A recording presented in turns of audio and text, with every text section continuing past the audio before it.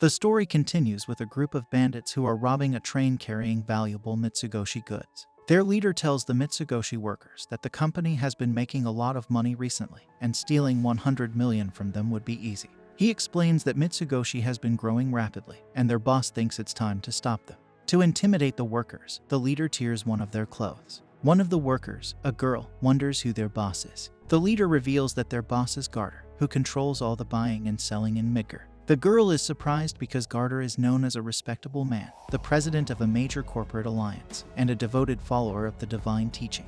He has also made significant donations to the church. She doesn't believe he would hire people like the bandits. The leader insists that even seemingly righteous people can have hidden dark sides, and Garter's success is partly due to people like them. The girl realizes there's no point in arguing with them. Just then, the Shadow Garden group arrives. The workers change their outfits, revealing that they are all members of Shadow Garden. They confront the bandits, and Alpha, one of the Shadow Garden members, thinks that this operation has significantly reduced the legitimate forces of Mitsugoshi. They hope that the underworld figures connected to the church will reveal themselves in response to their action. The next scene in the story shows Skel and Poe proudly displaying their new Mitsugoshi clothes to Sid. They believe that wearing these trendy outfits will make them the center of attention among girls. Sid, however, suspects that the fashion trend was probably Zeta's idea and that the girls are getting carried away with it. As they chat, Sid notices a problem with Skel's clothes. The Mitsugoshi logo is peeling off. Skel realizes the same issue with the logo, and Poe quickly dismisses the clothes as cheap without the logo. To their surprise, they find another logo beneath the Mitsugoshi emblem, which belongs to the shop where they purchased the clothes.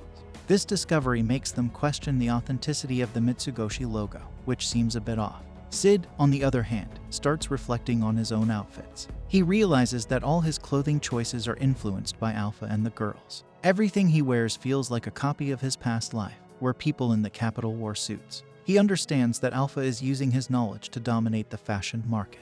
This realization leads him to believe that the competitors in the market must be unhappy with Alpha's tactics. Sid decides that it's time to put an end to this situation. During the night, Shadow dresses up like a secret agent, determined to make a name for himself in the world. He meets with Yukime and requests that she doesn't call him Shadow but instead uses the alias John Smith. Yukime is glad to have him on their side, and John explains that it's a mutually beneficial arrangement for him. Yukime shares some crucial information with John. She informs him that Garter recently called a meeting for the major corporate alliance to strengthen their strategies against Mitsugoshi. She believes that Mitsugoshi's downfall might happen sooner than expected. John reassures her that their plan remains unchanged. They intend to take advantage of the chaos that will result from the conflict between Mitsugoshi and the alliance. Yukime then asks John for his assistance, but she warns him to be cautious. She reveals that within the alliance, there's a formidable swordsman who rose to power above Garter. His name is Getten, the Sword Devil, and she knows him well. Getten is a dangerous man who will go to any lengths to achieve his goals. After their conversation, John departs, and Yukime eagerly awaits to see who will emerge victorious in this intense conflict. The situation seems tense and unpredictable, with many players vying for control and power in this complex web of alliances and rivalries. We are taken to the capital, where all the major stores are having an autumn sale. Poe and Skel are trying to find some affordable clothes there. Sid, on the other hand, believes that Alpha and the girls have crossed a line. They are selling exclusive products without considering the local distributors, making enemies of all the major corporations. Sid thinks this might be the reason for the sale, and he fears that Mitsugoshi's future looks bleak, now that they've angered the rest of the industry. He's determined to crush Mitsugoshi and other corporations and start a new one. He plans to invite Alpha and the girls to join the upper management, change the corporation's name, and give Mitsugoshi a fresh start. Later, Poe is at the cashier, paying for some clothes he damaged during the sale. Sid notices that the change given by the shopkeeper is strange. Poe explains that these are the new bills introduced by the major corporate alliance. Sid then asks his friends what bills they used before this. Skel shows him a bill from the Mitsugoshi Bank, which they could only use in Mitsugoshi stores before. Now, they can use it all over the city. Sid recalls that he once mentioned banks and credit creation to the girls, but his knowledge was limited. He's surprised that they used that information to establish their own bank and currency, inspiring others to follow suit. This revelation sparks an idea in Sid's mind. He notices that the Mitsugoshi Bank's bills are more intricate, with multicolor printing and a watermark, while the copycat version is simpler and crudely printed. He remembers a childhood curiosity about duplicating bills with a printing machine.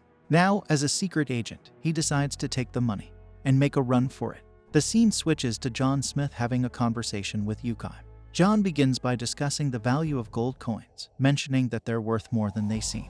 He introduces the concept of credit creation, where a simple piece of paper, like paper money, can be given a higher value than actual gold.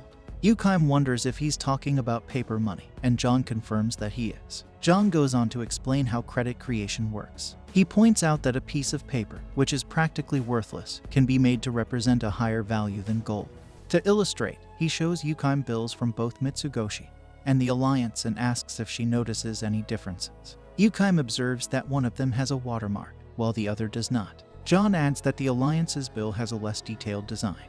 Yukime realizes that these differences would make it relatively easy to duplicate the Alliance's bills. Here's where it gets interesting.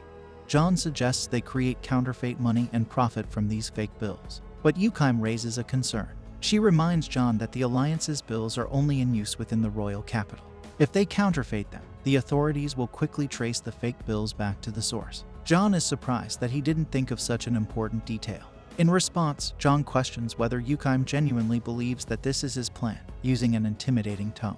Yukime then grasps that John wants the fake bills to be discovered. This would create panic among the citizens, causing them to doubt the value of paper money. People would rush to the banks to exchange it for gold. By being ahead of the game, John and his allies could profit from this situation. Yukime suspects that this might have been John's plan all along. However, it becomes clear that John doesn't know what Yukime is talking about when he asks her if this is genuinely her belief. Yukime tries to think further but can't come up with an alternative explanation. She reaffirms that this is indeed what she thinks. As the scene progresses, John departs the train at the next station. Yukime believes that John might have been testing her sincerity. She reflects that if she had given in to pressure and spoken without thinking, it could have been detrimental. In another part of the story, Shadow Garden resorts to extreme measures by killing a carriage driver to steal his carriage. After that, Sid is thoroughly enjoying his newfound secret identity while savoring a bowl of ramen.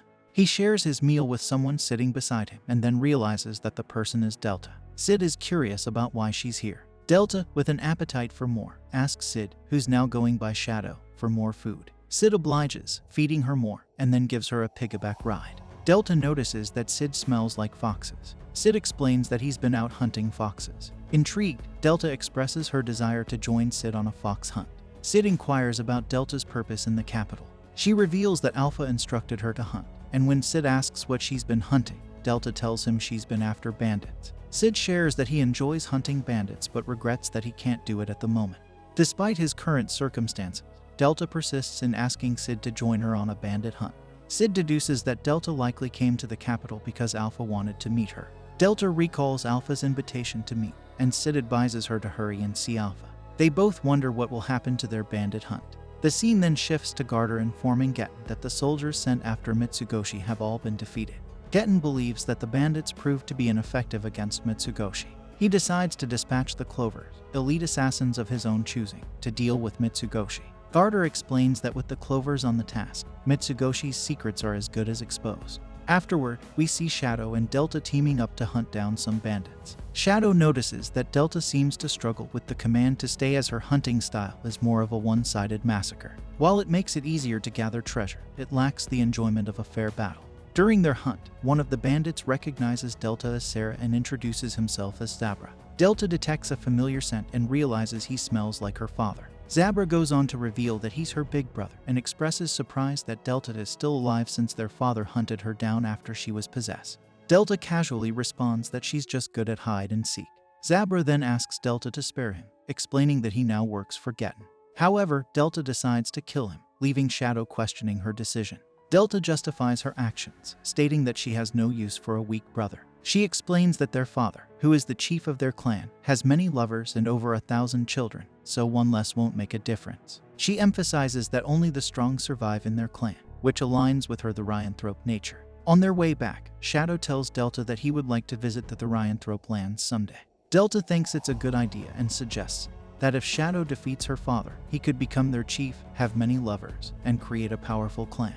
Shadow dismisses this idea, and the scene shifts to Getten learning about Zabra's defeat. Garter informs Getten that their numbers have been dwindling, and this could affect the personnel managing their public enterprises. They've also invested heavily in establishing their bank and currency. Garter suggests they might need to cut their losses and take a few steps back. Getten acknowledges that he's the one who put Garter in charge of controlling all commerce in the city. Getten adds that Zabra was the weakest of the Clovers, their elite group of assassins. He instructs Garter to summon the 3 remaining Clovers. Getten begins to realize that Mitsugoshi is tougher than he initially thought, and now understands why the cult labeled them as a threat. This brings an end to our episode. If you enjoyed it, then don't forget to subscribe our channel for more anime recap.